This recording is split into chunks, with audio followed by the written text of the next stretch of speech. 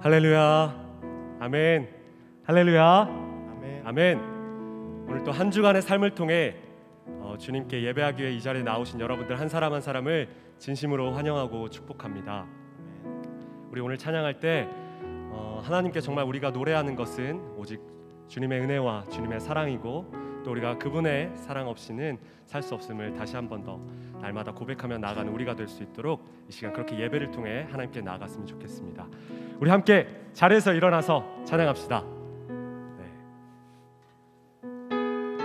자리에서 일어나서 우리가 부르신 곳에서 주님을 향해 나아가며 주님을 예배하고 주님을 노래하며 함께 찬양하시겠습니다.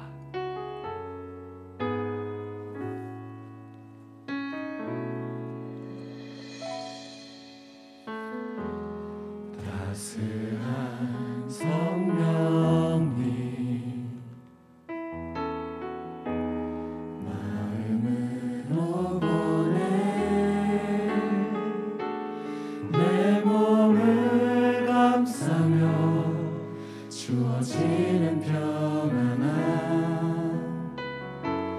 만족감을 느끼네.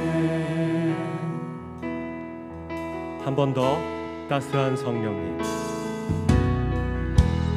따스한 성령님 마음으로 보내 내 몸을 감싸며 주어지는 평안함 만족감을 느끼네. 부르신 곳에서 나는 예배하네.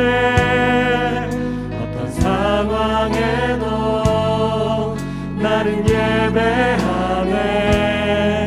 부르신 곳에서 나는 예배하네. 어떤 상황에도 나는 예배하네.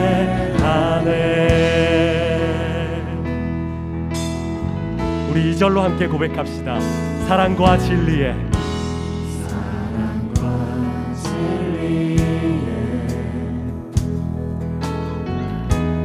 한 줄기 빛 보내 내 몸을 감싸며 주어지는 평안함 그 사랑을 느끼네. 부르신 곳에서 나는 예배하네. 어떤 상황에도 나는 예배하네. 부르신 곳에서 나는 예배하네. 어떤 상황에도 나는 예배. 부르신 곳에서 부르신 곳에서 예배하네. 상황에도 나는 예배하네. 부르신 곳에서 나는 예배하네. 어떤 상황에도 나는 예배하네. 내가 걸어갈 때 걸어갈 때 길이 되고 살아갈 때 삶이 되고 그곳에서 예배하네. 아멘. 내가 걸어갈 때 길이 되고 살아갈 때 삶이 되는 그곳에서 예배. 한 번 더. 내가 걸어갈 때 내가 걸어갈 때 길이 되고 살아갈 때 삶이 되는 그곳에서 예배하네. 내가 걸어갈 때 길 살아갈 때 삶이 되는 주님 부르신 그곳에서 우리가 예배합니다. 예배하네. 부르신 곳에서 나는 예배하네. 어떤 상황에도 나는 예배하네. 부르신 곳에서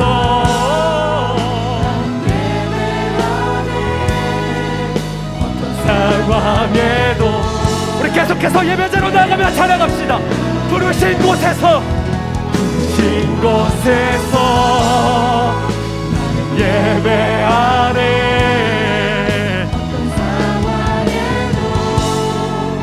나는 예배하네. 부르신 곳에서 예배하네. 나는 예배. 목소리로 고백합시다. 부르신 곳에서 주님을 예배합니다. 어떤 상황에도 우리는 예배합니다.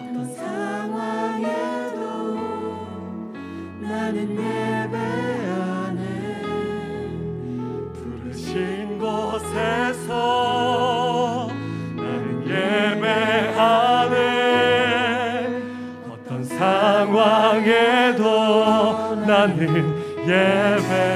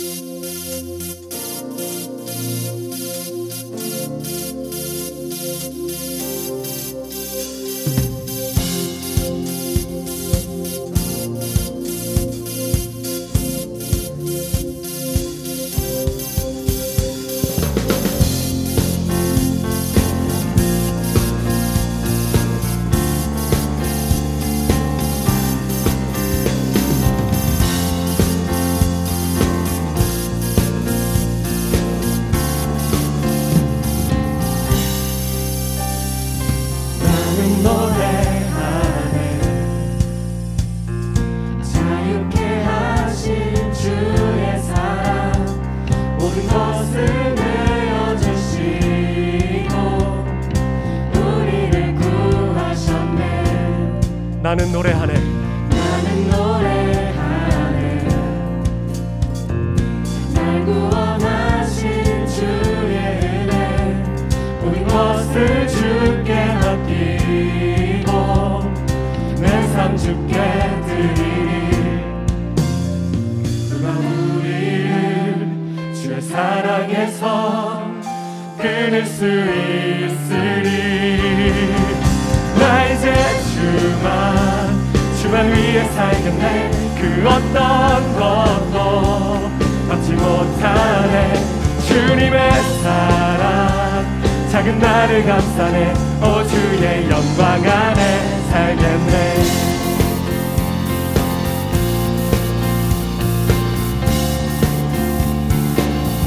나는 노래하네. 나는 노래하네. 자유케 하신 주의 사랑 모든 것을 내어주시고 우리를 구하셨네. 나는 노래하네. 나는 노래하네. 날 구원하신 주의 은혜 모든 것을 주께 맡기고 내 삶 주께 드리리. 누가 우리를 주의 사랑에서 끊을 수 있으리. 나 이제 주만 위해 살겠네. 그 어떤 것도 막지 못하네. 주님의 사랑 작은 나를 감싸네. 오 주의 영광 안에 살겠네. 난 이제 주만 위해 살겠네. 그 어떤 것도 막지 못하네. 주님의 사랑 작은 나를 감싸네. 오 주의 영광 안에 살겠네.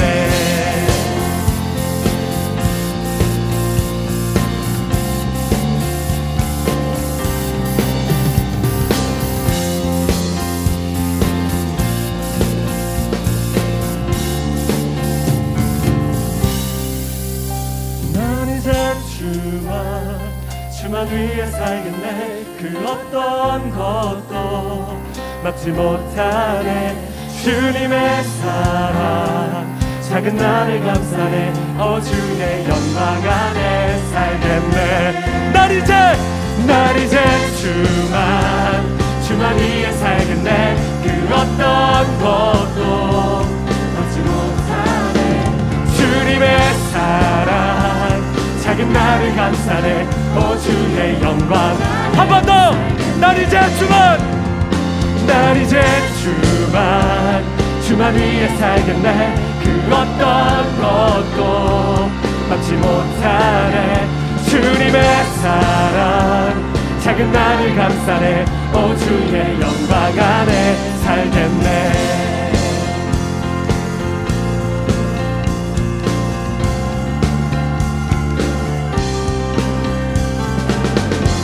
할렐루야. 우리를 자유케 하시고 우리에게 구원을 주신 주님께 날마다 감사함으로 우리는 나아갑니다.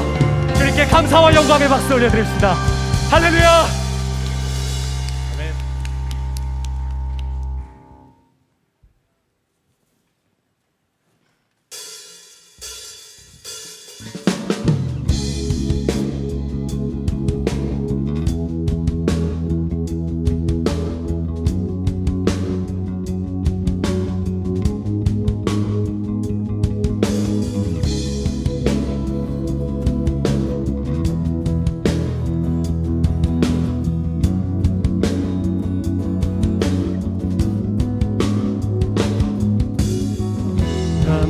내 영광의 왕 구름 타고 오시네. 주 위엄에 모두 떠내.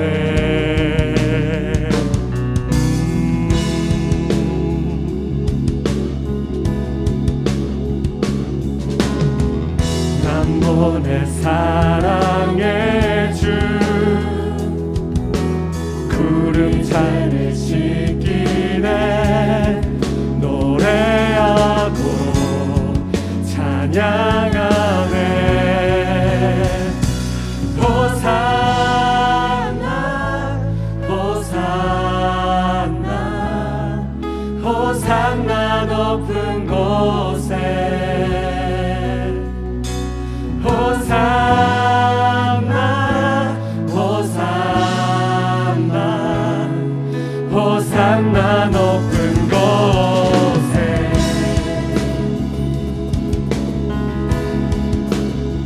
난 보내 이 세대가 주 위에 일어나네. 주 위에 일어나네. 믿음으로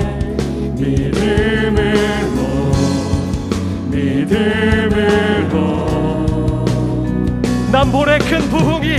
난 보내 큰 부흥이 기도로 일어나네. 무릎으로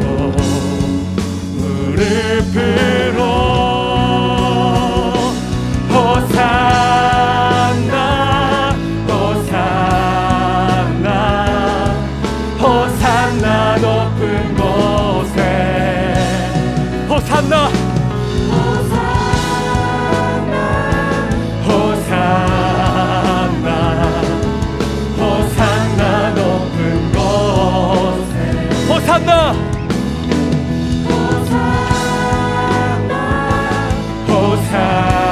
호산나 호산나 높은 곳에. 호산나 높은 곳에.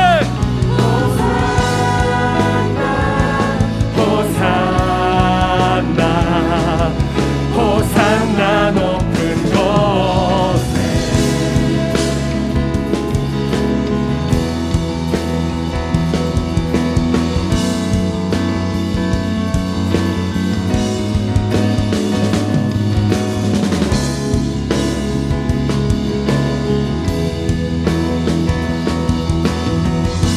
호산나. 우리 주님을 찬양합니다.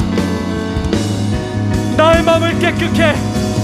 나의 마음을 깨끗해.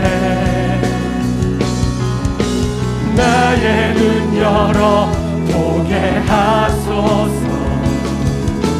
주 사랑으로 살게 하소서.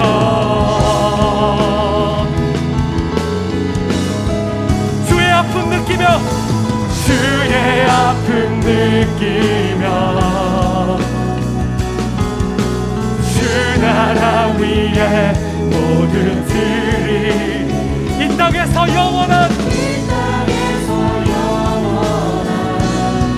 그곳까지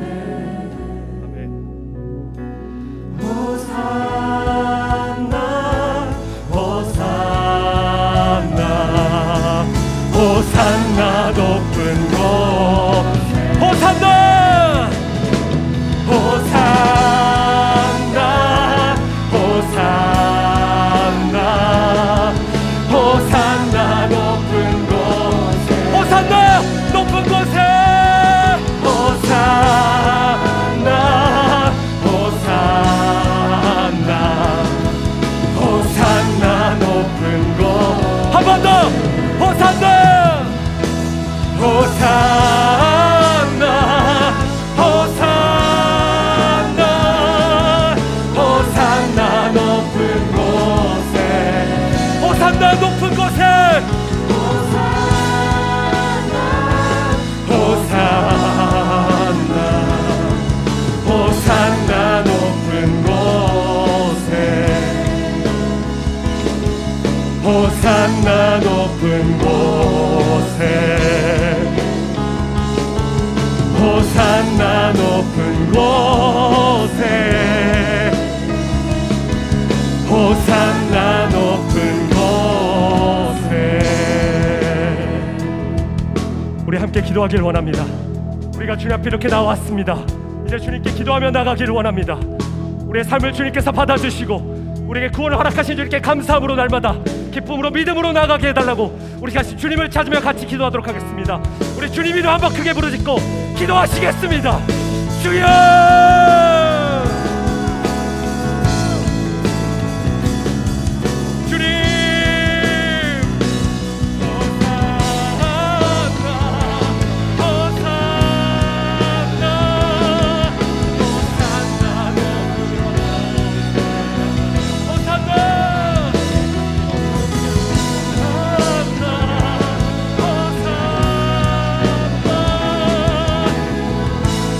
날마다 주님 앞에 감사함으로 나가게 하여 주시옵소서.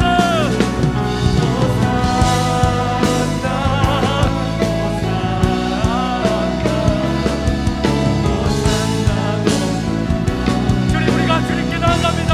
주님 우리를 받아주시옵소서. 주님 우리를 보호하시고 날마다 주님의 날개 아래 거하게 하여 주시옵소서. 우리 믿음이 공복케 하여 주시옵시고 우리가 잠깐 아버지 지치지 않게 하여 주시옵소서. 날마다 우리에게 세임을 허락하여 주시옵소서. 주님 주여 호산나 우리 왕 되신 주님을 찬양합니다. 주여 주님 함께하여 주시옵소서. 주님 주여 함께하여 주시옵소서.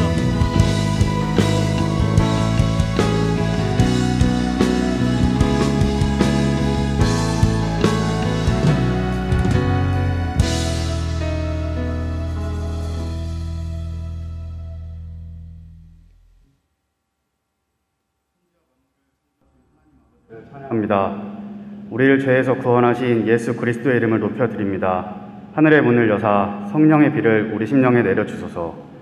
계속되는 장맛비와 무더위 속에서도 우리의 삶을 지켜주셔서 감사합니다. 우리와 예배로 언약을 맺으시고 성도라 부르시며 모이게 하시니 감사합니다. 세상에 살던 모습 이대로 나왔습니다. 우리의 죄와 허물을 그리스도의 보혈로 덮으시고 거룩해 하사 예배를 드리기에 부족함이 없게 하소서. 코로나19와 들려오는 무거운 소식들로 우리는 많이 힘들고 아픕니다. 주님께서 우리에게 알리고자 하시는 하나님의 뜻을 구합니다. 옷을 찢는 것이 아니라 마음을 찢고 마스크만 찾는 것이 아니라 하나님을 찾는 우리가 되게 하소서. 통치자들이 하나님을 두려워하며 경외하게 하소서. 교회를 위해 기도합니다. 비전진 랜선 수련회를 은혜 가운데 마치게 해주셔서 감사합니다. 다음 세대가 하나님과의 관계를 회복하여 예배, 기도, 찬양, 말씀에 더 집중하게 되었습니다. 이 회복이 새벽이슬 같은 주의 청년들에게도 동일하게 역사하사 랜선 쿰 실천 노트를 통해 주의 일에 즐거이 헌신하게 하소서. 청년진의 세미원을 통해 영육간 강건한 신앙생활을 하게 하소서. 그리스도의 몸된 교회의 각 지체가 모두 하나님의 기쁨이 되게 하소서. 우리의 있는 자리마다 축복하소서. 직장, 학교, 공부의 자리에서 그리스도의 향기를 나타내며 온전한 삶의 예배를 드리게 하소서. 하나님을 사랑하듯 이웃을 섬기며 전도하게 하소서. 이 예배가 신령과 진정으로 드려지기를 원합니다. 목사님의 말씀 증거에 기름 부으사 우리의 듣는 마음이 변화되어 새 사람 되게 하소서. 성령의 바람 찬양을 축복하소서. 늘 우리와 함께 하시는 주님 감사합니다. 우리의 소망 되신 예수 그리스도의 이름으로 기도합니다. 아멘. 나는 전능하신 하나님, 아버지 하나님 천지의 창조주를 믿습니다. 나는 그의 유일하신 아들 우리 주 예수 그리스도를 믿습니다. 그는 성령으로 잉태되어 동정녀 마리아에게서 나시고 본디오 빌라도에게 고난을 받아 십자가에 못 박혀 죽으시고 장사된 지 사흘 만에 죽은 자 가운데서 다시 살아나셨으며 하늘에 오르시어 전능하신 아버지 하나님 우편에 앉아 계시다가 거기로부터 살아있는 자와 죽은 자를 심판하러 오십니다. 나는 성령을 믿으며 거룩한 공교회와 성도의 교제와 죄를 용서받는 것과 몸의 부활과 영생을 믿습니다. 아멘.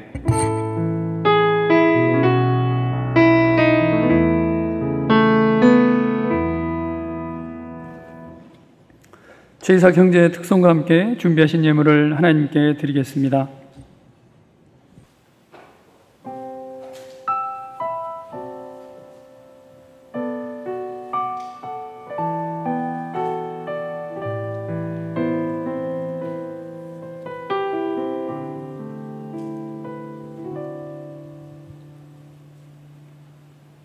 철저히 무너진 삶 속에서 하나님 나에게 역사하시고 믿음의 시선을 허락하사 주를 주목하게 하시네. 때로는 견디기 힘들 때도 하나님 언제나 함께 하시며 은혜와 진리에 성령 주사 주만 바라보게 하시네.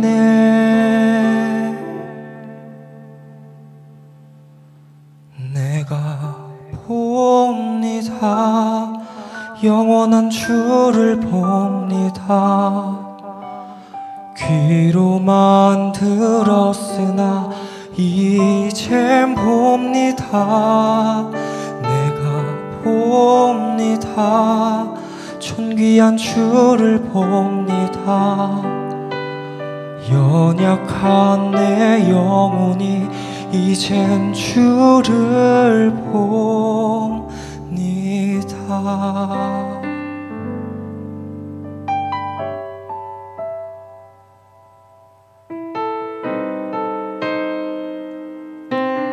때로는 견디기 힘들 때도 하나님 언제나 함께 하시며 은혜와 진리에 성령 주사 주만 바라보게 하시네. 내가 봅니다. 영원한 주를 봅니다. 귀로만 들었으나 이젠 봅니다. 내가 봅니다. 존귀한 주를 봅니다. 연약한 내 영혼이 이젠 주를 봅니다.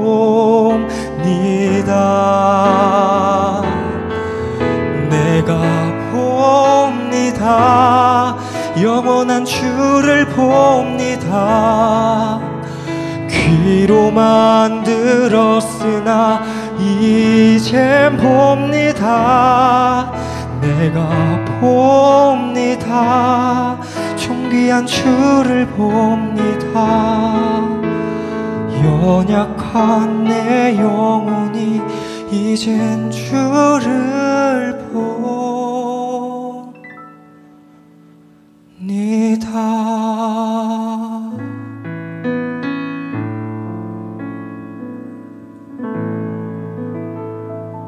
아멘. 우리 하나님께 영광의 박수 함께 있습니다.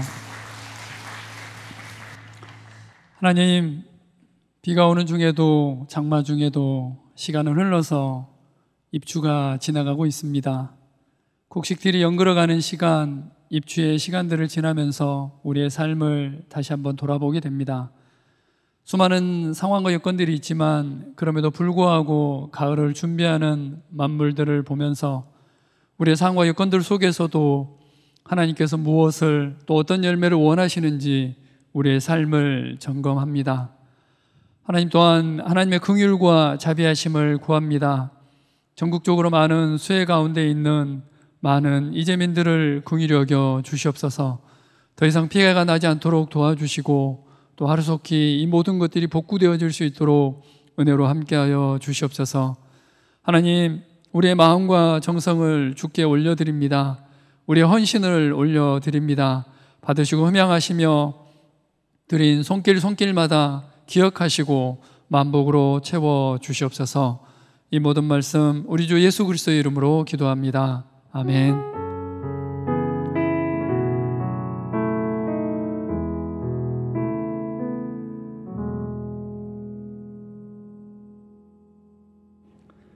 오늘도 예배 자리를 사모하시고 말씀의 은혜를 사모하셔 이 자리에 오신 여러분들을 진심으로 환영하고 축복합니다. 교회 소식 함께 나누겠습니다. 코로나19 바이러스 종식될 때까지 교회 예방 활동은 교인의 안전을 지키기 위한 조치이므로 마스크 착용, 손소독, 거리두기 발열검사, 장갑 착용 등 방역에 적극 협조해 주시기를 간곡히 부탁드립니다. 특별히 예배 중 기도 또 찬양 때 마스크를 꼭 착용해 주시기 바랍니다. 정부 중대본에서 발표한 소모임과 행사 등 중단 해제에 따른 교회 재개의 자세한 원칙 및 일정은 주보 광고 4번을 참고해 주시기 바랍니다. 금식기도로 비전진 랜선 수련회 지원하기를 종료합니다. 수련회를 은혜 가운데 마치게 되었습니다. 하루 한 끼 금식기도로 비전진 수련회를 함께해 주신 모든 성도님들께 감사드립니다.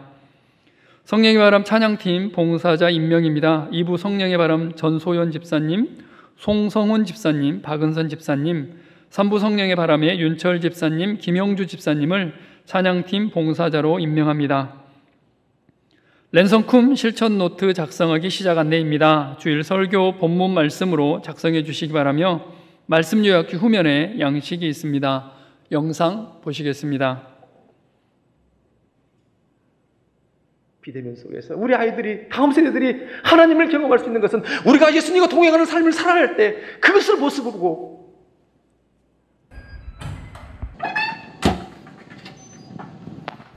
아, 이게 뭐야?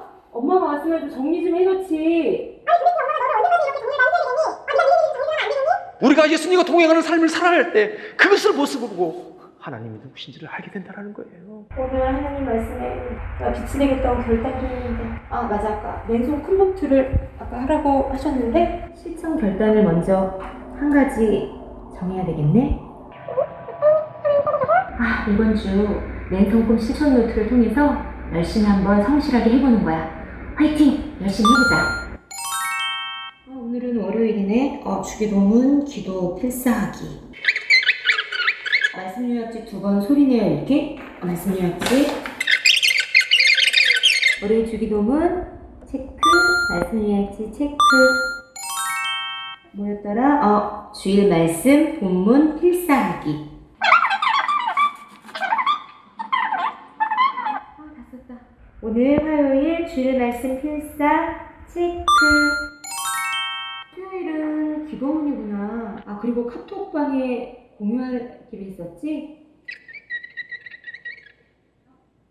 찍어서 카톡방에 공유하기.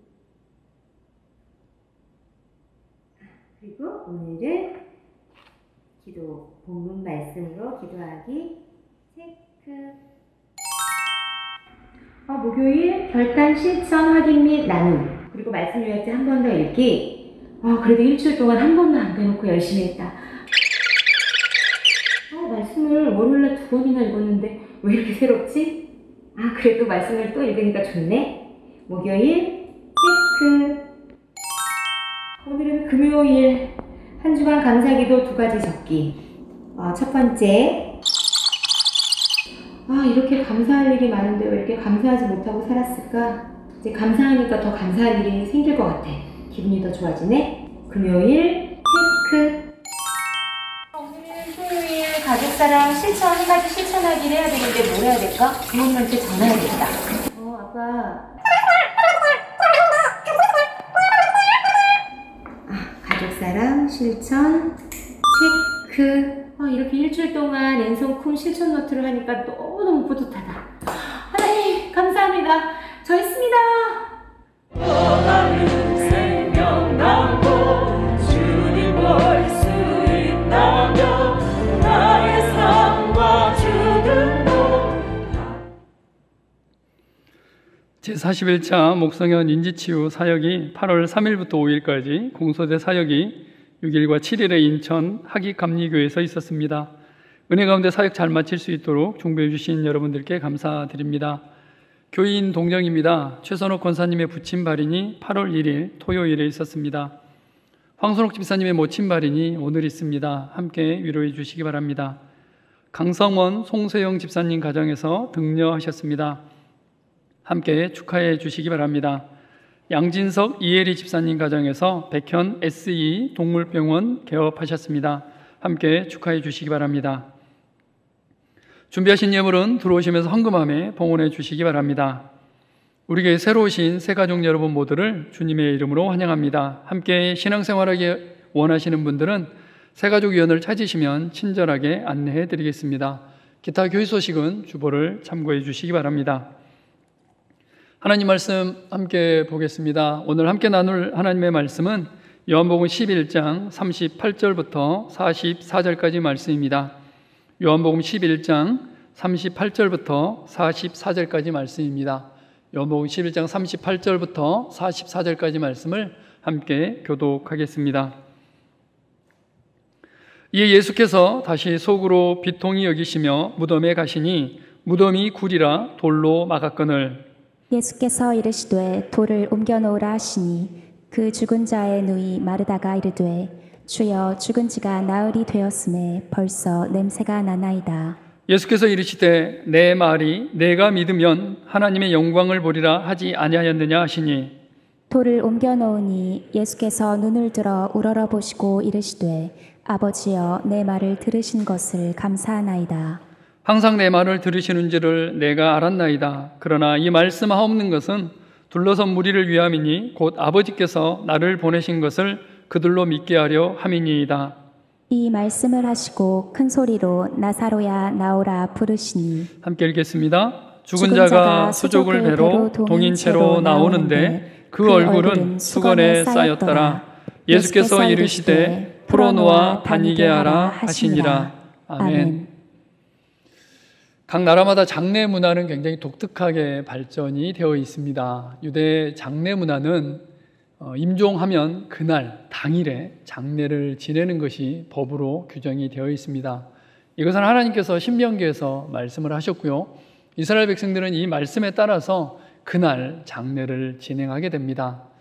이미 영혼은 떠나서 하나님 곁에 있는데 그 죽은 육체를 그냥 놔두면 그 사람에게 좋지 않은 거라고 생각하였고, 그래서 유대인들은 최대한 빨리 그날 당일에 장례를 치르게 됩니다. 이런 여러 가지 상황과 이런 문화들 때문에 우리가 성경에서 읽다 보면 이해되지 않은 여러 가지 장례 상황들이 나오게 됩니다. 예수님께서 무덤에 가셨을 때, 그리고 지금 우리가 함께 보고 있는 요한복음 11장에 나와 있는 나사로의 무덤도 역시 마찬가지입니다. 그날 당일에 장례를 치러야 됐기 때문에 이스라엘 백성들은 주로 무덤을 미리 준비해 두었습니다. 왜냐하면 이스라엘 백성들이 살았던 곳은 이 석회암 지대였기 때문에 그날 땅을 파서 묻을 수가 없었기 때문에 부자들은 주로 이 굴을 파서 이 무덤을 준비해 놓았고, 일반 평민들은 땅을 파서 이렇게 준비해 두었습니다. 그래서 예수님이 묻히셨던 무덤도 요셉의 무덤에 묻히게 되는 것을 우리가 성경을 통해서 볼 수 있습니다. 그날 죽으면 남자들이 주로 운구를 하고요, 여자들이 가서 그 다음에 이 배로 싸고 그 다음에 향품을 바르게 됩니다. 향품을 쓰는 이유는 이 헬라 시대 때부터 이루어졌는데, 이 중동 지역은 굉장히 건조한 날씨이기 때문에 시체가 잘 썩지 않습니다. 그래서 약 1년 정도 시체가 썩게 되는데, 오랫동안 시체가 썩는 냄새가 주변을 힘들게 하기 때문에 이 향품을 발라서 이 냄새 중화제로 사용을 하게 됩니다. 그 다음에 향품을 바른 다음에 이제 지금 현재 보면 이제 둥근 돌로 무덤을 입구를 막게 됩니다. 이 돌은 굉장히 큰 돌로서 장정들이 여러 명 움직여서 무덤의 입구를 돌로 막게 됩니다. 이 돌로 막게 된 이유는 도굴이나 여러 가지 이런 상황들을 예방하기 위해서 큰 돌로 무덤의 입구를 막게 됩니다. 또 한 가지 유대 지역에 있었던 전승은 어떤 거였냐면, 사람이 죽은 다음에 사흘이 지나면 영혼이 완전히 떠난다라는 전승이 있었습니다. 3일까지는 혹시 내가 살아나지 않을까, 이 시체 곁에 영혼이 있다가 3일이 지나면 이제 완전히 떠난다는 그런 전승이 있었습니다. 우리가 알고 있는 대로 나사로는 이렇게 장사된 지 나흘이 지났습니다. 그러니까 장례 절차를 보면 그날 당일에 이미 무덤에 갔고요, 그 다음에 향품을 발랐고 또 배로 동인 다음에 완전히 무덤 입구를 돌로 가린 상태였고, 또 돌로 가린 다음에 이스라엘 백성들은 그곳에 회치를 해둡니다. 그러니까 이제 하얀 회치를 해두는데, 워낙 시체가 오랫동안 썩기 때문에 회치를 해놓는 이유는 그곳을 지나가는 사람들에게 이곳은 신생 무덤입니다. 새롭게 생긴 무덤이니까 냄새가 좀 날 수 있습니다. 코를 막고 지나가세요. 아니면 이곳은 신생 무덤입니다라는 표시를 하기 위해서 회추를 해놓는 그런 상황이었습니다. 이곳에 예수님이 오셨습니다. 장사 지낸 지 나흘이 지났는데 예수님께서 오셔서 갑자기 지금 이 무덤에 돌을 치우라고 말씀을 하고 계십니다. 이 이야기를 들은 마르다와 마리아 그리고 동네 사람들은 어떻게 반응을 했을까요? 결론적으로 우리는 너무나 잘 알고 있습니다. 이 돌은 치워졌고 그곳에 장사 지낸 바 된 지 나흘이나 지났던 나사로가 살아났습니다. 예수님께서 말씀하십니다. 돌을 옮겨 놓으라. 그러면 하나님의 영광을 보리라 라고 말씀을 하십니다. 어느 날 예수님께서는 우리의 삶 가운데 오셔서 말씀하십니다. 돌을 옮겨 놓으라라고. 사랑하는 나사로를 장례 지냈던 마르다와 마리아, 정말 무덤에 장사 지내고 싶지 않았는데 마르다와 마리아는 어쩔 수 없이 장사 지낼 수밖에 없었습니다. 그렇게 고이고이 묻어두었는데 예수님께서 오셔서 말씀하십니다. 돌을 옮겨 놓으라고. 우리의 삶 가운데서도 역시 마찬가지입니다. 정말 이것은 하나님께서 나에게 말씀하셨던 비전, 꿈, 사명일 수도 있고 또 우리의 상처일 수도 있습니다. 그런데 이 부분에 대해서 예수님께서 어느 날 말씀하십니다. 이제 돌을 옮겨 놓으라고. 그래서 그 꿈을 꺼내고 사명을 꺼내고 비전을 꺼내서 살아나는 것을 하나님의 영광을 보자라고 하나님께서 말씀하십니다. 그런데 만만치 않습니다. 이미 장사 지낸 지 오래되어서 시체 썩는 냄새가 나기도 하고 또 그런 어떤 일들이 일어날지 너무나 모르기 때문에 우리는 이 돌을 쉽게 옮길 수가 없습니다. 그래서 오늘은 요한복음 11장 말씀을 통해서 예수님께서 말씀하신 돌을 옮겨 놓으라고 말씀하셨을 때 장애 요소는 어떤 게 있고 우리의 인생에 있어서 이 돌을 어떻게 옮길 수 있는지에 대해서 하나님의 말씀을 함께 상고해 보겠습니다. 돌을 옮겨 놓은 데 있어서 첫 번째 장애 요소는 바로 지식입니다.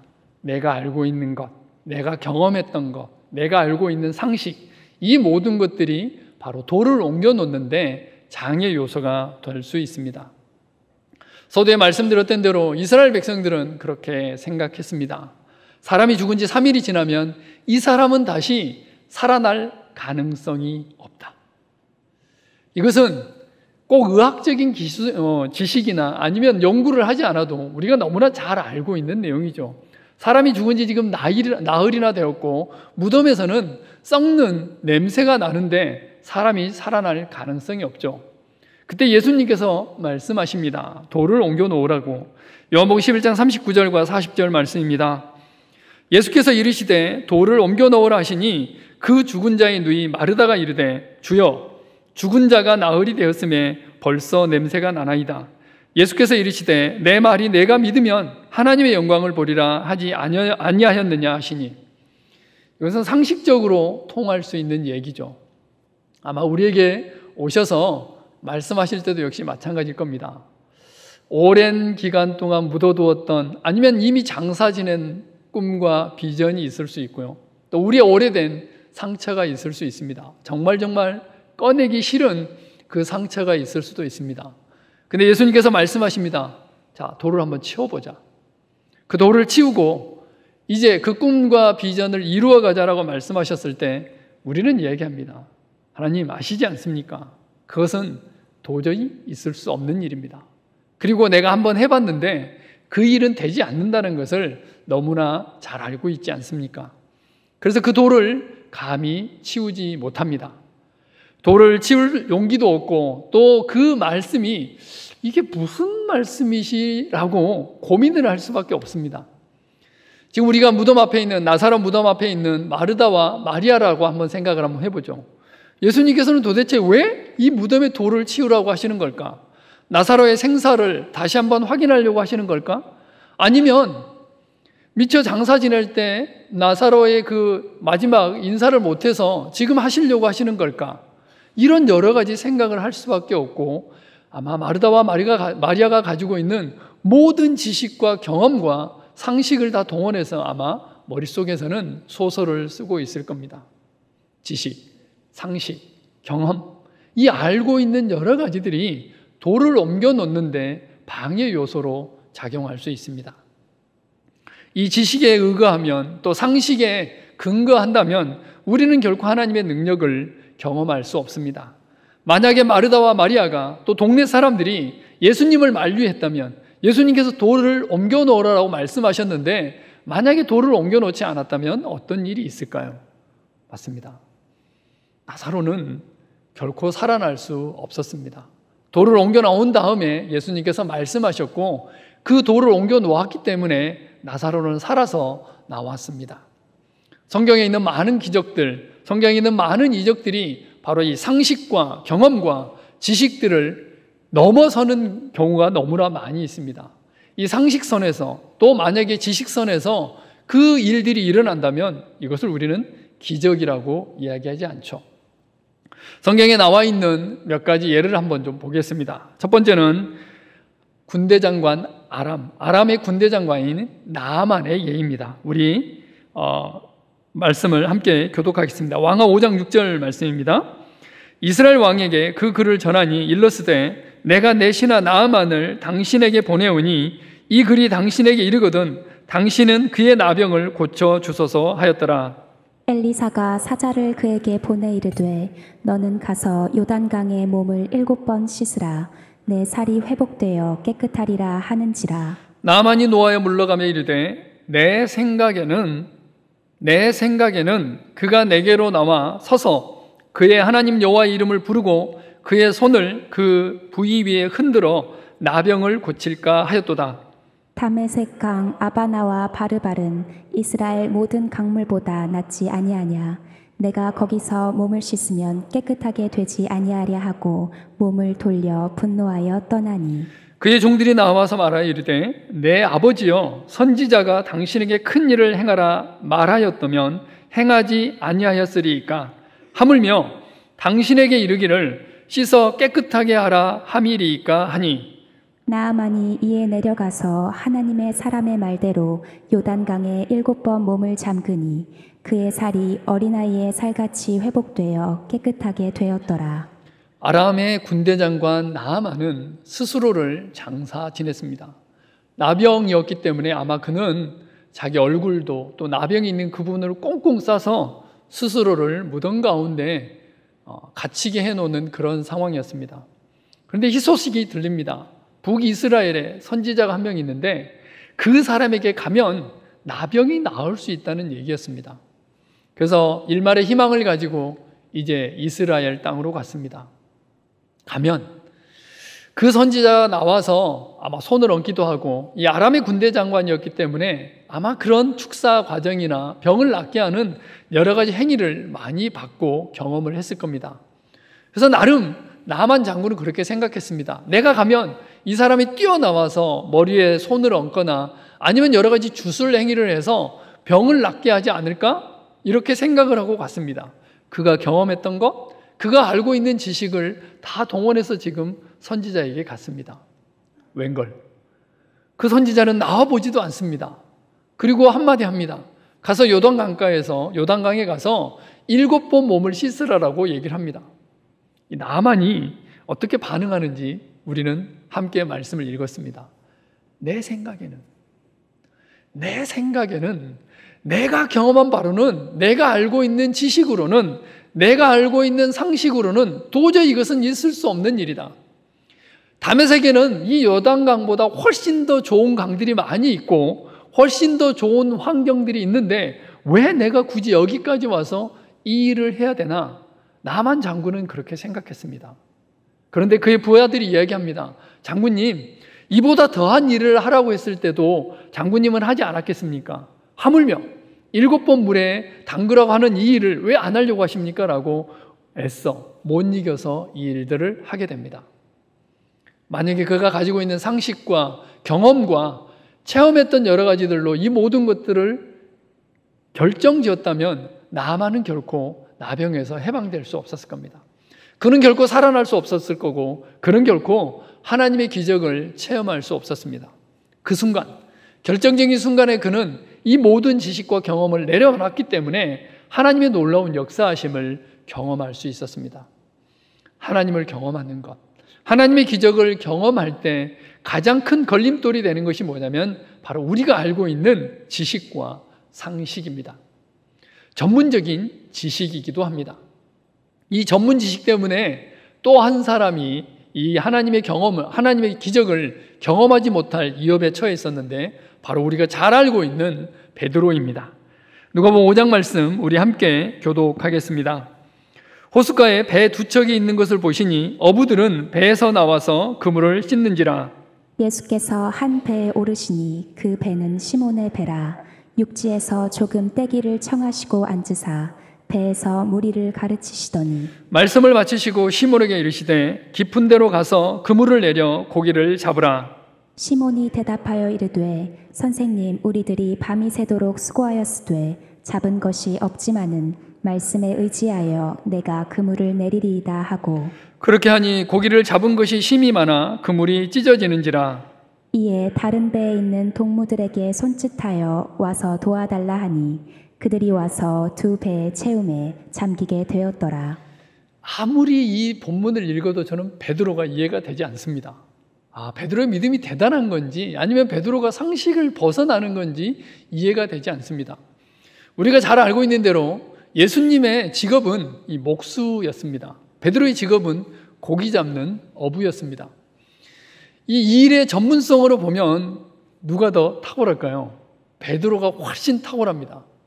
베드로는 그 갈릴리 바닷가에서, 갈릴리 그 호숫가에서 평생을 고기를 잡으면서 살았던 사람입니다. 그리고 지금 이 상황은 밤새 고기를 잡다가 한 마리도 못 잡는 그 상황입니다. 너무너무 힘들고 지쳐있는 상황, 밤새 그물을 내렸지만 고기를 한 마리도 못 잡은 상황. 그리고 예수님께서 말씀하십니다. 깊은 데로 가서 그물을 내리라고. 근데 이게 상식적으로 안 통하는 말이라네요. 제가 갈릴리 호숫가를 한번 가보긴 했지만 이곳에 있는 이 어부들은 너무나 잘 알고 있죠. 왜냐하면 낮에는 깊은 데에 물고기가 없다는 것을, 낮은 데에 있다는 것을 너무나 잘 알고 있는 그런 상황입니다. 그럼 베드로가 알고 있는 전문 지식, 베드로가 알고 있는 상식, 베드로가 알고 있는 모든 것들을 다 동원해도 예수님께서 하신 이 말씀은 전혀 말이 안 되는 얘기인 거죠. 근데 놀랍게도 베드로는 고백을 합니다. 밤이 맞도록 수고하였지만은 도저히 가능성이 없지만은 하나님의 말씀에 의지하여서 내가 그물을 내리겠습니다라고 고백하고 베드로는 그물을 내리게 됩니다. 그 결과를 우리는 너무너무 잘 알고 있습니다. 너무나 많은 물고기가 잡혔고 그 물고기가 너무 많아서 다른 배에 있는 친구들을 불러올 만큼 많은 물고기를 잡았다는 것을 우리는 너무나 잘 알고 있습니다. 만약에 베드로가 그 상식을 따라갔다면 베드로의 경험과 베드로의 체험에 의해서 예수님의 말씀을 순종하지 않았다면 아마 베드로는 결코 이 기적을 체험하지 못했을 겁니다. 예수님께서 우리에게 말씀하십니다. 자, 이제 돌을 옮기자. 해봤는데 안 되던데. 돌을 옮겨 놓아라. 그러면 하나님의 놀라운 역사하심을 경험할 거다. 하나님, 그건 상식적으로 말이 안 되는 겁니다. 아시잖아요. 제가 해봤는데, 아니면 제가 지금까지 짧은 삶이었지만, 살아봤지만 그것은 도저히 안 되는 일이라는 것을 하나님께서는 너무나 잘 알고 계십니다. 그런데 왜 그걸 하라고 하시죠? 먼저 우리가 기도할 때, 또 하나님께서 우리에게 명령하신 것을 순종할 때 우리 마음 가운데 먼저 떠오르는 것은 이겁니다. 해봤습니다. 그리고 그건 안 된다는 것을 내가 너무나 잘 알고 있습니다라고 우리는 먼저 단정을 짓습니다. 이러면 우리는 하나님의 능력을 평생 경험하지 못할 수도 있습니다. 하나님께서 우리에게 명령하실 때 내가 가지고 있는 상식과 내가 가지고 있는 지식과 심지어 내가 가지고 있는 전문성마저도 내려놨을 때 우리는 하나님의 능력을 경험할 수 있다는 것을 성경을 통해서 너무나 잘 알고 있습니다. 오늘 마르다와 마리아도 역시 마찬가지입니다. 마르다는 이야기합니다. 죽은 지 나흘이나 되었고 이미 시체에서 썩는 냄새가 납니다. 예수님, 무엇을 하시려고 그러십니까? 라고 이야기를 합니다. 어찌됐든 간에 그 돌은 옮겨졌고 나사로는 살아나게 됩니다. 잠언 3장 5절 말씀입니다. 너는 마음을 다하여 여호와를 신뢰하고 내 명철을 의지하지 말라.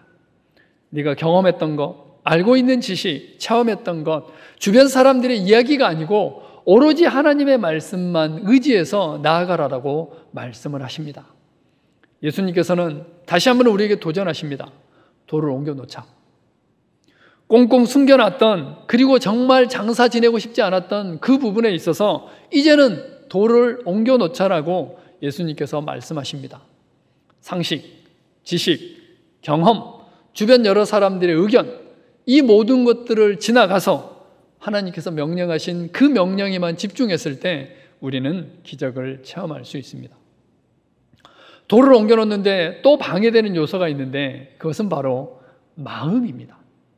조금 더 구체적으로 얘기하면 감정이고요. 그 마음 가운데 있는 여러 가지 생각들이 돌을 옮겨놓는데 방해 요소가 됩니다. 성경을 읽다 보면 하나님께서는 우리의 마음을 참으로 소중하고 귀중하게 여기십니다. 그래서 마음이 참 중요하다는 것을 말씀하시는데 잠언 4장 23절 말씀은 이렇게 마음을 표현합니다. 모든 지킬 만한 것보다 모든 지킬 만한 것 중에 더욱 내 마음을 지키라. 생명의 근원이 이에서 남이니라. 생명의 근원이 어디서 나오냐면 바로 마음에서 나옵니다. 그래서 성경에는 마음을 여러 가지로 표현합니다. 때로는 지식이 되기도 하고, 때로는 인격이 되기도 하고, 때로는 반항이나 때로는 여러 가지 상황과 여건들이 이 마음 가운데 있다라고 성경에서는 말씀하고 계십니다. 그래서 정말 무릇 지킬 만한 것 중에, 모든 지킬 만한 것 중에 마음을 잘 지켜나가라고 하나님께서는 우리에게 말씀하십니다.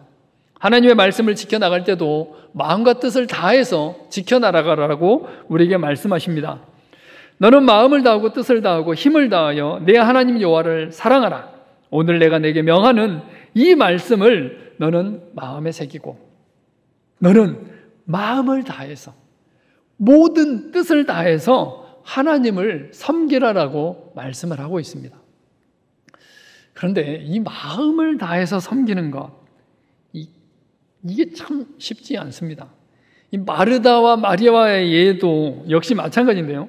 우리 다시 한번 마르다와 마리아와의 상황 속에 들어가서 그 마음이 어땠는지 한번 추측을 한번 해보기 원합니다. 요한복음 11장 30절입니다. 예수는 아직 마을로 들어오지 아니하시고 마르다가 맞이했던 곳에 그대로 계시더라. 마리아와 함께 집에 있어 위로하던 유대인들은 그가 급히 일어나 나가는 것을 보고 곡하러 무덤에 가는 줄로 생각하고 따라가더니 마리아가 예수 계신 곳에 가서 배웠고 그 발 앞에 엎드려 이르되 주께서 여기 계셨더라면 내 오라버니가 죽지 아니하였겠나이다 하더라. 예수께서 그가 우는 것과 또 함께 온 유대인들이 우는 것을 보시고 심령에 비통히 여기시고 불쌍히 여기사.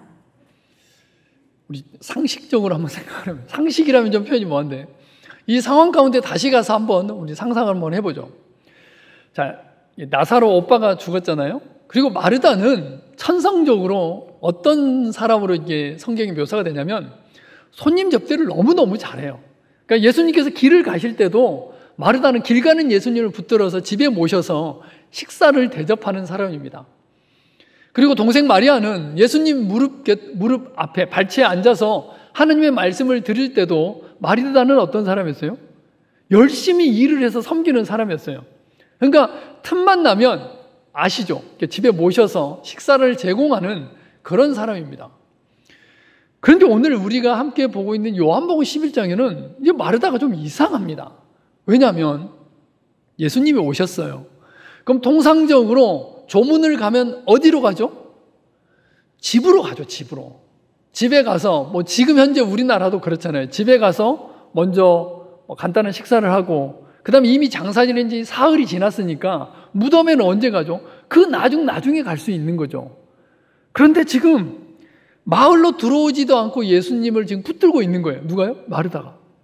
그러니까 마을 밖에 있어도 먼저 예수님께 가서는 뭐라고 말씀을 드려야 되냐면, 예수님, 일단 집에 가셔서 지금 굉장히 하루길 이상 예수님 걸어오셨잖아요.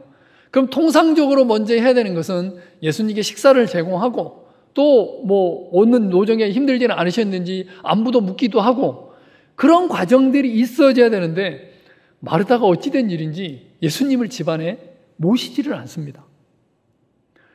그리고 지난 시간에 우리 함께 봤지만 예수님 보자마자 얘기하죠. 아, 예수님 계셨으면 오빠가 죽지 않았을 텐데. 마리아도 역시 그렇게 얘기합니다. 예수님 여기 계셨으면 오빠가 죽지 않았을 텐데라고 얘기를 합니다. 어때요? 마음이 이미 많이 상했습니다. 마음이 상했어요. 마음이 상한 것, 이것은 정말 하나님과의 관계 속에서 또 하나님의 말씀을 순종하는 데 있어서 참 쉽지 않습니다. 돌을 옮겨 넣으라고 했을 때 이 마르다와 마리아의 마음속에 드는 생각이 아마 그런 생각이었을 겁니다. 진즉 오시지. 빨리 오셔서 그냥 고치셨으면 됐지. 왜 이제 오셔가지고 이런 쓸데없는 일을 하려고 하시지? 근데 의외로 우리의 삶 가운데도, 나의 삶 가운데도 하나님과의 관계 속에 마음이 상한 사람이 너무 많아요. 하나님, 제가 정말 필요할 때 저 안 도와주셨잖아요. 또 하나님께 기도할 때도 역시 마찬가지고, 이 상한 마음 때문에 하나님께서 뭔가 좀 해보자라고 할 때 참 마음이 동하지 않습니다. 마음이 이미 상해가지고 하나님께서 우리에게 명령하신 것에 대해서 전혀 움직이지 않습니다. 왜요? 나의 필요를 채워주지 않으셨고, 또 마르다와 마리아가 가지고 있는 마음처럼 이미 하나님과의 인격적인 만남 속에서 마음이 상해 있는 많은 청년들을 보게 됩니다. 하나님과의 그 상한 마음을 풀지 않고 그냥 끌고 가는 거죠. 하나님 왜 그러셨어요? 처음에는 그렇게 부르짖다가 나중에는 그냥 포기해서 하나님과 인격적인 만남을 거의 포기하고 있는 경우를 종종 보게 됩니다. 마음이 상하면 안 되죠. 무릇 지킬 만한 것보다 더욱 내 마음을 지키라. 생명의 근원이 이에서 남이니라. 혹시라도 하나님 앞에 상한 마음이 있다면 이 상한 마음을 해결하셔야 됩니다. 그래야만 하나님께 기도할 수 있고, 그래야만 하나님의 음성을 들을 수 있습니다. 놀랍게도 마르다와 마리아는 이 마음을 풀었습니다. 이 마음이 앞을 막고 있음에도 불구하고 그들은 순종하는 모습을 보게 됩니다. 정말 놀라운 믿음을 발휘하고 있는 것을 볼 수 있습니다. 예수님께서 우리의 삶 가운데 있는 돌을 옮겨 놓으라고 할 때 우리는 그렇게 고백합니다. 예수님 왜 이제 와서 그러세요? 그 예전에 제가 돌을 좀 옮겨보고 또 그렇게 하려고 했을 때는 전혀 도와주시지 않더니 왜 이제 와서 그러시나요? 이렇게 우리는 이야기할 때가 있습니다. 상한 마음을 내려놓아야 됩니다.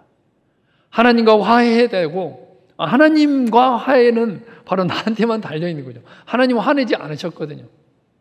그런데 나의 상한 마음을 하나님 앞에 내려놓고 함께 좋은 관계로 가야 될 필요가 있습니다. 성경에는 그 상한 마음들이 표현되어 있는데 시편 기자는 이렇게 얘기합니다. 내 일생을 슬픔으로 보내며 나의 연수를 탄식으로 보내며 내 기력이 나의 죄악 때문에 약하여지며 나의 뼈가 쇠어뒀소이다. 내가 아프고 심히 구부러졌으며 종일토록 슬픔 중에 다니나이다. 혹시 이렇게 고백하고 있는 형제자매들이 있다면 하나님 앞에 다시 한번 새로운 마음으로 나아가기를 원합니다. 왜냐하면 하나님께서 우리에게 주신 마음은 그 마음이 아니기 때문입니다. 요한복음 14장 1절 말씀입니다. 너희는 마음에 근심하지 말라. 하나님을 믿으니 또 나를 믿으라. 근심하지 말라라고 하나님께서는 우리에게 말씀하십니다. 하나님이 우리에게 주신 것은 두려워하는 마음이 아니오 오직 능력과 사랑과 절제하는 마음이니라. 하나님이 우리에게 주신 마음은 두려워하는 마음도 아니고 슬퍼하는 마음도 아니고 걱정하는 마음도 아니라는 겁니다. 혹시 두려워하는 마음이 있다면, 근심하는 마음이 있다면 이것은 하나님이 우리에게 주신 마음이 아니라는 것을 명확하게 성경에는 말씀하고 있습니다. 이건 하나님께로부터 온 마음이 아닙니다. 내려놓고 혹시 상한 감정이 있다면 하나님과 화해하시기 바랍니다. 누구만 손해냐면 나만 손해. 나만 손해입니다. 그 상한 마음은 어떡하실 거예요? 그거 풀지 않으면, 그렇죠, 부모한테 삐지는 아이들 보면 누가 손해요? 부모 마음은 힘들죠. 부모 마음은 힘들지만 결과적으로 손해는 그 자녀에게 갈 수밖에 없습니다. 하나님과의 우리의 관계도 역시 마찬가지입니다. 하나님은 우리를 향해서 마음이 상해 있지 않으십니다. 내가 하나님 앞에 나아가서 그 마음을 말씀을 드리고 만약에 상한 마음이 있다면 다시 한번 올바른 관계로, 또 친근한 관계로, 기쁜 관계로 화해하시기 바랍니다. 그래야만 우리의 도를 옮겨 놓을 수 있습니다. 만약에 이 상한 마음을 지속적으로 가지고 있다면 그 어떤 명령에도, 그 어떤 말씀에도 우리는 올바로 반응하지 않을 겁니다. 그래서 그 상한 마음을 내려놓고 무릇 지킬 만한 것보다 더욱 내 마음을 지키라. 생명의 근원이 이에서 남이니라는 말씀을 붙들고 다시 한번 우리의 마음을 하나님께 내어놓기를 원합니다. 돌을 옮겨놓는데 또 하나 방해 요소이면서도 결정적으로 필요한 요소가 있는데 그것은 바로 믿음입니다. 믿음이 있어야만 돌을 옮겨놓을 수 있고 또 믿음이 있어야만 이것들을 행할 수 있습니다. 먼저 이 마르다와 마리아는 참으로 놀라운 믿음을 발휘하게 되는데 하나님의 약속, 또 하나님의 능력을 믿고 돌을 옮겨놓는 것을 볼 수 있습니다. 우리 다시 한번 요한복음 11장 40절 말씀부터 함께 교독하겠습니다.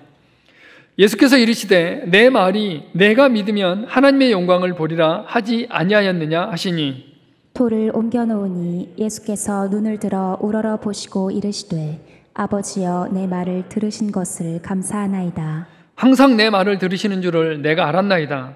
그러나 이 말씀하옵는 것은 둘러선 무리를 위함이니 곧 아버지께서 나를 보내신 것을 그들로 믿게 하려 함이니이다.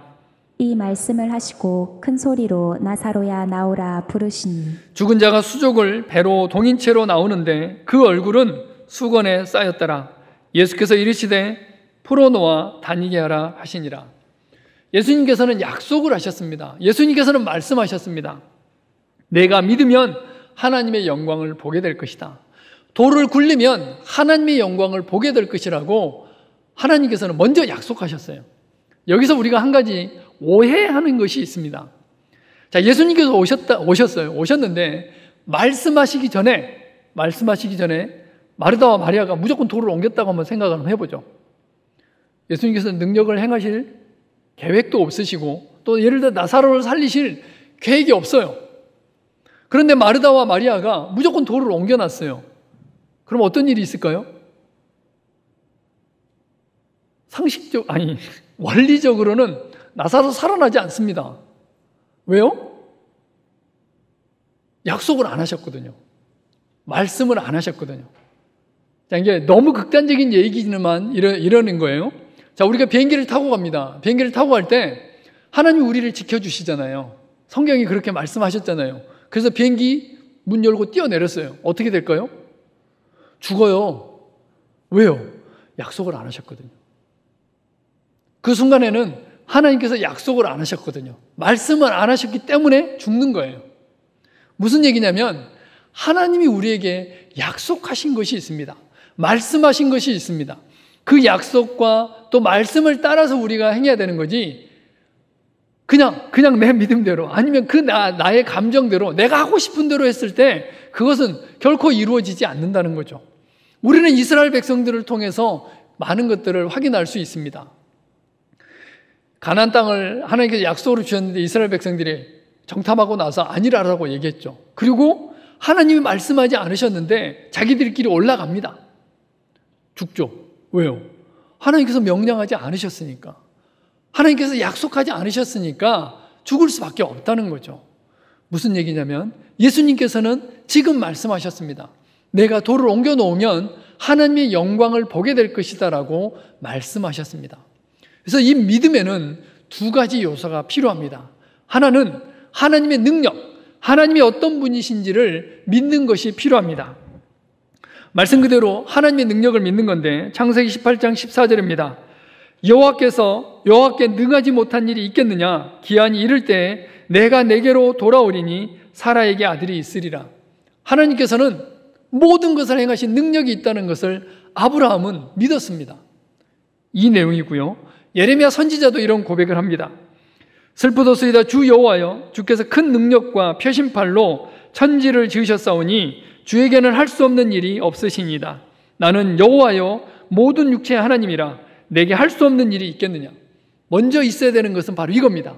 하나님의 능력을 믿는 것. 그런데 이 부분에서 많이 넘어지죠. 하나님의 능력을 믿지 않습니다. 하나님이 어떤 분이시라는 것을 믿지 않는다는 거죠. 그러나 하나님을 믿는다는 것은 바로 하나님의 능력을 믿는 데서 출발합니다. 이사야 선지자도 이렇게 이야기합니다.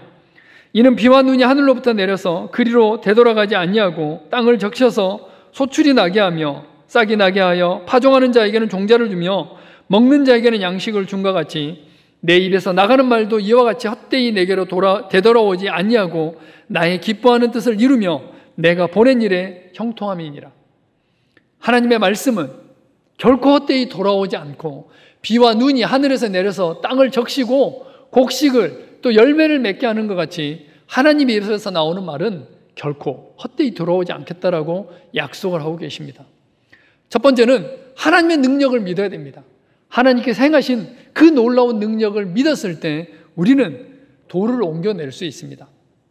그러면서 하나님의 약속을 따라가야 되는 거죠. 마리아에게 와서 처녀가 잉태한다라고 했을 때 마리아는 이런 고백을 합니다. 대저 하나님의 모든 말씀은 능하지 못하심이 없느니라. 주께서 하신 말씀이 반드시 이루어지리라고 믿은 그 여자에게 복이 있도다. 이 부분. 대저 하나님의 모든 말씀은 능하지 못하심이 없느니라. 마리아는 이런 고백을 하게 됩니다. 이건 말이 안 되는 거잖아요. 상식을 벗어나고 지식을 벗어나고 체험을 벗어나는 처녀가 잉태한다는 것은 아이를 뵌다는 것은 말이 안 되는 얘기지만 대저 하나님의 말씀은 능치 못할 일이 없습니다라는 고백을 하고 있는 마리아를 보게 됩니다. 믿음, 약속, 하나님의 말씀이 있을 때 이 모든 것들은 이루어질 수 있습니다. 고린도후서 1장 20절입니다.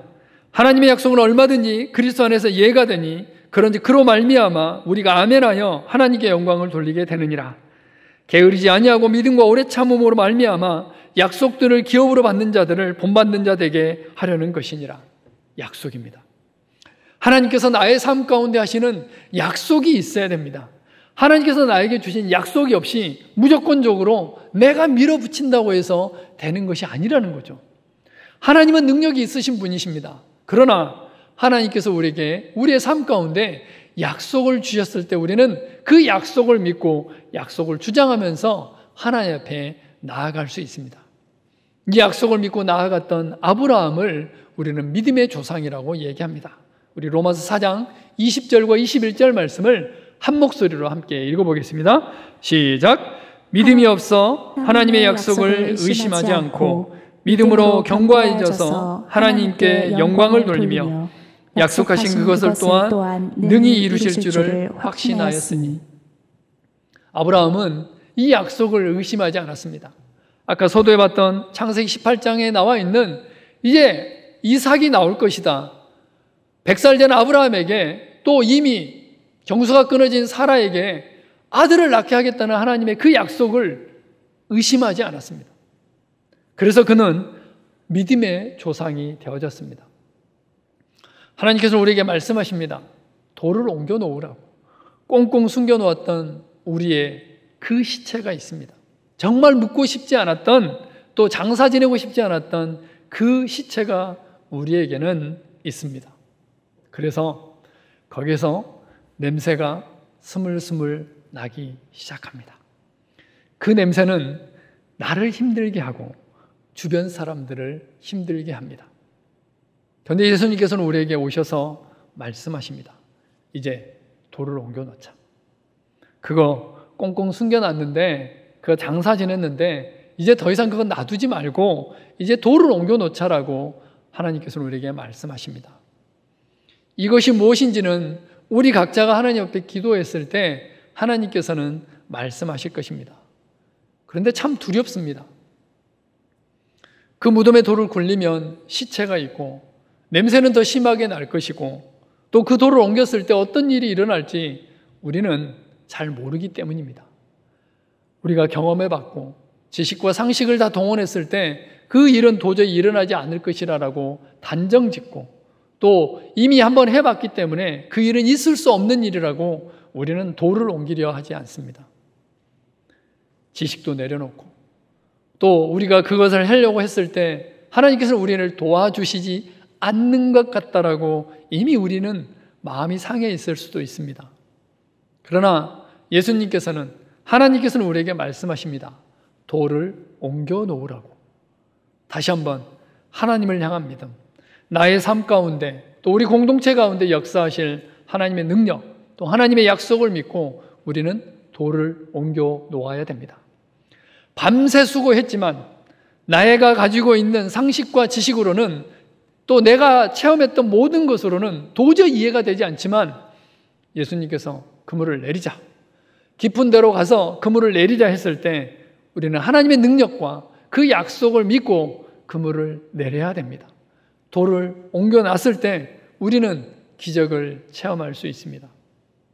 다시 한번 기도함으로, 다시 한번 하나님의 능력을 믿고, 다시 한번 하나님의 약속을 믿고 돌을 옮겨놓음으로 하나님께서 우리에게 주신, 또 우리를 향하신 놀라운 계획들을 누려받고 또 나사로가 살아남으로 인해서 수많은 사람들이 예수님을 믿게 됩니다. 주변에 있는 많은 사람들, 또 지금 현재 우리도 그 이야기를 하고 있습니다. 우리가 돌을 옮겨놓으면 우리만 살아날 뿐만 아니라 그것으로 인해서 수많은 사람들이 살아날 겁니다.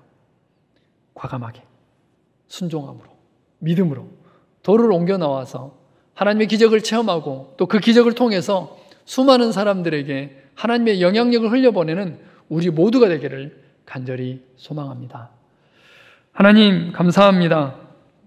나사로를 통해서 다시 한번 우리에게 말씀해 주셔서 감사합니다. 돌을 옮겨 놓으라. 꽁꽁 숨겨놓았던 사명, 비전, 순종해야 될 여러 가지 일들 다시 한번 하나님 앞에 내어놓습니다. 하나님의 능력을 믿고 나아갑니다. 하나님의 약속을 믿고 나아갑니다. 성령님, 우리에게 구체적으로 말씀하여 주시옵소서. 어떤 영역에서 돌을 옮겨놔야 될지, 또 어떻게 돌을 옮겨놔야 될지 알게 하시고, 또 우리가 믿음을 발휘하여서 순종함으로 돌을 옮겨놓을 수 있도록 은혜를 더하여 주시옵소서. 예수 그리스도의 이름으로 기도합니다. 아멘. 우리 베드로의 고백처럼 다시 한번 우리도 이 찬양으로 하나님 앞에 고백하겠습니다. 전능하신 나의 주 하나님은 능치 못하실 일 전혀 없네. 우리의 모든 간구, 우리의 모든 생각도, 우리의 모든 꿈과 모든 소망도 신실하신 나의 주 하나님을 믿으면서 함께 고백하겠습니다.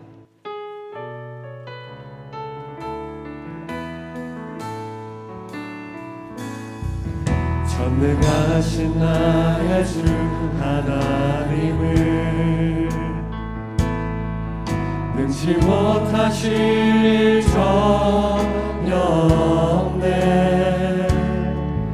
우리의 모든 간구도 우리의 모든 생각도 우리의 모든 꿈과 모든 소망도 신실하신 나의 주 하나님을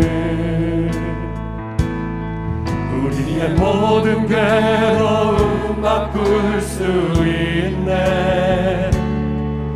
불가능한 일 행하시고 죽은 자를 일으키시니 그를 이길 자 아무도 없네. 주의 말씀 의지하여 깊은 곳에 금을 던져 오늘 그가 놀라운 일을 이루시는 것 보라. 주의 말씀 의지하여 믿음으로 금을 던져 믿는 자에게 능치 못함 없네. 한 번 더 고백합니다. 전능하신 나의 주 하나님은 전능하신 나의 주 하나님을 능치 못하실 일 전혀 없네. 우리의 모든 간구도 우리의 모든 생각도 우리의 모든 꿈과 모든 소망도 신실하신 나의 주 하나님을 우리의 모든 괴로움 바꿀 수 있네. 불가능한 일 행하시고 죽은 자를 일으키시니 그를 이길 자 아무도 없네. 주의 말씀 의지하여 깊은 곳에 금을 던져 오늘 그가 놀라운 일을 이루시는 것 보라. 주의 말씀 의지하여 믿음으로 금을 던져 믿는 자에게 능치 못함 없네. 주의 말씀 의지하여 깊은 곳에 금을 던져 오늘 그가 놀라운 일을 이루시는 것 보라. 주의 말씀 의지하여 믿음으로 금을 던져 믿는 자에게 능치 못함 없네. 지금은 우리 주 예수 그리스도의 은혜와 하나님 아버지의 무한하신 사랑하심과 성령님의 교통하심의 역사가 하나님의 약속을 따라 하나님을 믿으며 도를 옮겨놓기를 원하는 사랑하는 주 백성들 머리머리 위에 지금으로부터 영원토록 함께 하시기를 간절히 축원하옵나이다. 아멘.